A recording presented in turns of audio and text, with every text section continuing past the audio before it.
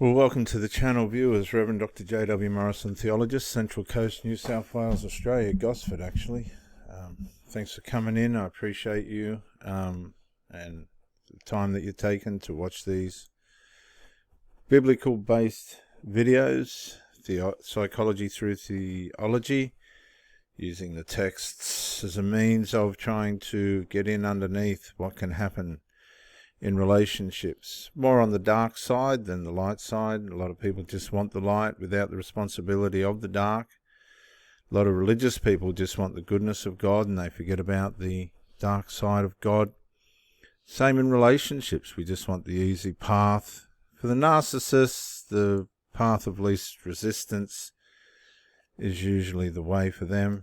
And you'll see that in relationships with certain types of people. But in Proverbs 24, this is saying part of further sayings. So we're just going to address them as Proverbs now. Whoever tells the guilty they are innocent. Now there is so much in this. There is so much in this passage, because this passage is all about grooming the ego. This is people that are going to stroke each other's ego. They're going to pump each other up. They're going to pat each other on the back even when they do wrong, when they fail. Single mothers do this with their children. They whether they're right or wrong, they just pump them up, and they bring harm on them. They're enabling dysfunction. And this happens all the time. And this happens in relationships, in the love bombing phase. You can tell someone's just not right. There is some stuff that's not adding up here. Now, I don't doubt it if somebody says they love you after the first week. I'm sure they love your presence and who you are, but do they really love you? You'll find out probably not. Hopefully they will. But people that fall in love that quickly, they can't hold it, because it's based on the dopamine. It's based on the limerence phase of the relationship.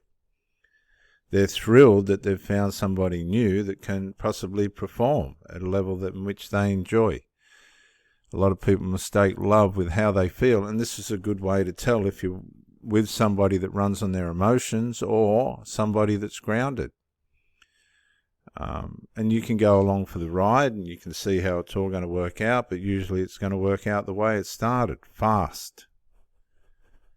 And that's sad, because too often we sense things, we can tell that things aren't right, but we leave that person to keep venturing into our life. We allow that person to continue on alongside us. And there's signs that you can see that are not going to be well with you. If you meet a woman, like I have dozens of them, it's ridiculous over the decades, where you've met them and within half an hour or an hour you're in the bedroom. Dozens of them. I don't know what it is or why. Looking back, you say, aren't you a preacher? Yeah, I'm a preacher, and I've been married twice. But these are my experiences as a young man up into a couple of elements after marriage breakups and out of ministry, where I was trying to find the right person. I've met dozens of women that just lay themselves bare within the hour. Now, is that bad? Possibly not. Depends what realm you're in. What's that mean? It means that at least they're attracted to you, I suppose. Where does it end up? Well, I'm standing here on my own, voluntarily. People run on their emotions, and if they can get away with that, they will. But if you're given the signs and you're seeing the signs and you just want to be ignorant, because a lot of people raise their children this way, they just remain ignorant. They don't chastise them, they don't re-guide them, they don't try and give them wisdom, or if they do, or say the father does, the mother will get angry, or there's always these contentions that are trying to make out when things are wrong or as though they're not. And I've never done that in my relationships, and that's probably why I'm on my own.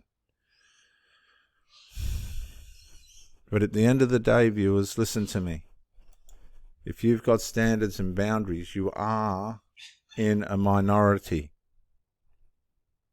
a very serious minority.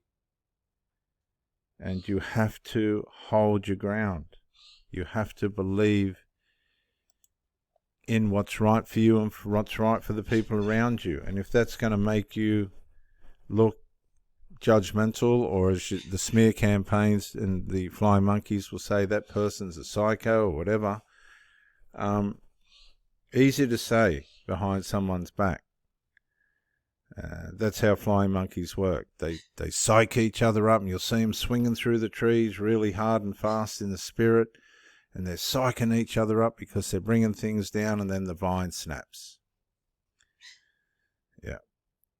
Whoever tells the guilty, whoever sees their partner in a situation where they need to be confronted and just turns a blind eye to it, no. You're not helping anyone. Most of all, yourself. And this can be in the private sector, but it can also cross over into your more wider circle. People notice after a while that something's not right, that you're enabling things that just shouldn't be enabled. You're not standing on any standards. I remember my second wife had this job. There was this person stealing from a disabled person, and my sister and I, by way of a dinner, were sitting with her, expecting her to say, I'm going to have to report this. And we couldn't work out why she wasn't reporting it. This went on for 3 weeks. And I said to my sister, I don't know why she's not reporting this theft. 101, professional misconduct. Why isn't she reporting it? None of our business. I would have fired the person immediately on the spot. Well, to cut a long story short, after she ruined the marriage, she was stealing from me. Yep.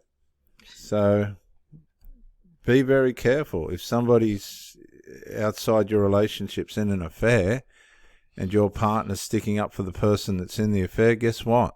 That's going to be a possibility that person might have an affair. Could be an emotional, it could be physical, but that leaves you to see that the person that you're with is vulnerable to do that. And you don't want people like that around you. When people try and justify things that are wrong, they're on board with it. They're on board with it. They're not straight shooters, right? And you really need to confront this. You need to confront these. I've had to tell them, you need to get your gear and go. You're not blaming me for shit I haven't done, and letting other people get away with their attitudes and mentalities at the expense. I've seen some horrible, dastardly stuff, real mutley stuff, for those of you who know about the wacky races. Real mutley stuff, and you have to confront it. You've got no choice. If you want to not be one of these people that just justify everything and end up a fool yourself, you have to denounce the cursed mentality of this.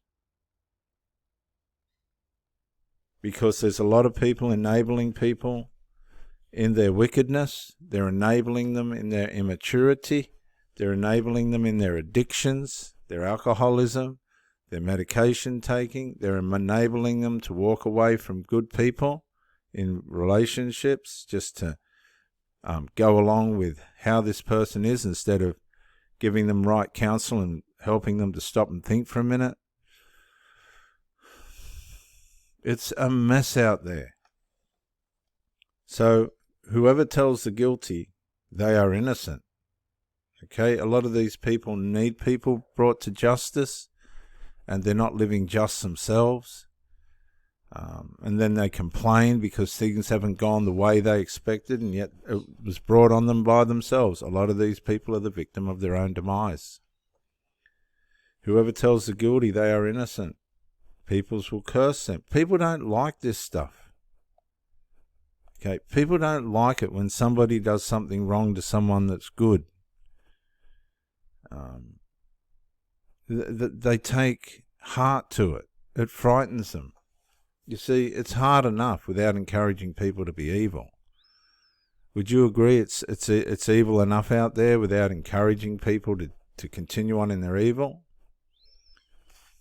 If you don't confront the issue and you let that person stay the way they are, bad-mouthing your partner and, trying to set your partner up as being bad or something, that's cursing you. That's a curse on you, and it's denouncing who you are. I've had to say to several of them, you've got no backbone. Where's your backbone? What are you doing here? We're people of backbone here. Where's yours? Oh, all of a sudden I haven't got one. Like a snake. All of a sudden. You see, a lot of these people will come in with all the answers, right? And then at the end of it, they're just deliberately naive. They're just not what they made themselves out to be. But it will go well with those who convict the guilty. This is why they come here and they go, how did you get where you got? I haven't got that much, but I've done all right for someone that couldn't read or write. And I share it with the people that I'm with when I'm in an intimate relationship. Okay, I like to share myself and make people feel at home. And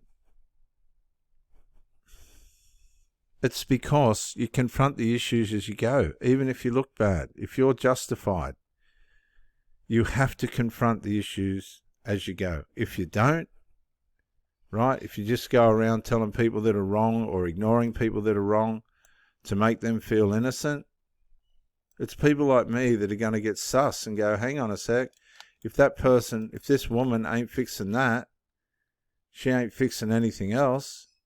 If it really goes bad, she ain't going to fix anything, this person. Because they don't think if you can't fix the simple things, they ain't going to fix the bigger things that really matter. So you got to watch out for these people that just smother the carpet. There's too many skeletons in their own closet. That's why they can't deal with it. And people don't like it. And these people that don't like it, it will go well with them who convict the guilty.